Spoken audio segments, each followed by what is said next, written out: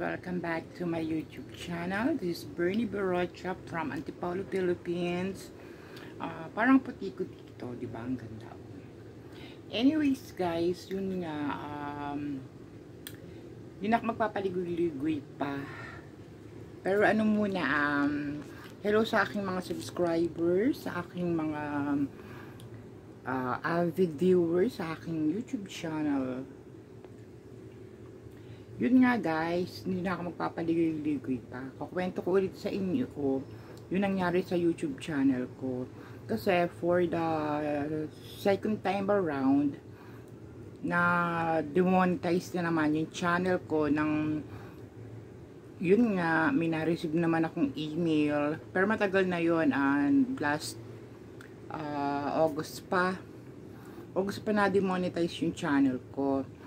Yun nga, may na-receive akong email na na-demonetize na naman yung channel ko for the second time around. At ang dahilan na naman kaya na-demonetize yung channel ko is reuse content daw. Reuse content. So, ibig sabihin ng reuse content, gumamit ka ng ibang videos, ng ibang YouTubers or videos sa YouTube na ginamit mo, or pwede kang yung nilagyan mo ng mga music yung videos mo, or kumuha ka ng mga videos or content sa ibang social media platform katulad ng Facebook or kung saan man, na hindi ko naman ginawa kasi lahat, as far as I am concerned, lahat ng videos ko is ako yung gumawa, original yung mga videos ko, ako nag-edit, ako gumawa. Ewan ko ba kung bakit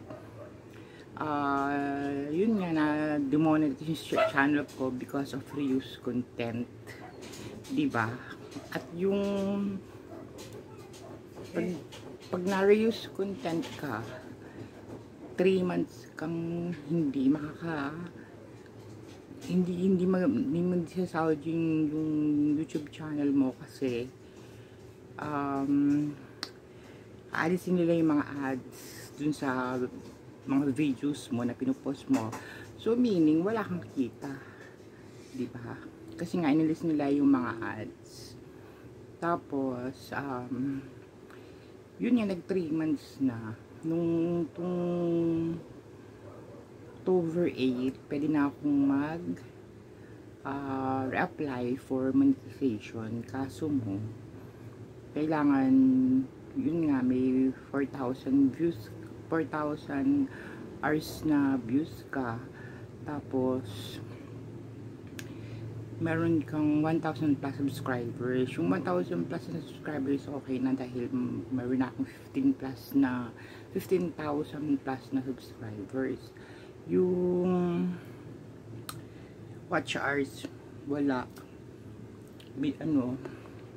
Wala nang sayo-sayo yung mga views ng YouTube mo. Kasi mag-start ka na naman, maka 4,000 hours na views. Ang hirap-hirap no.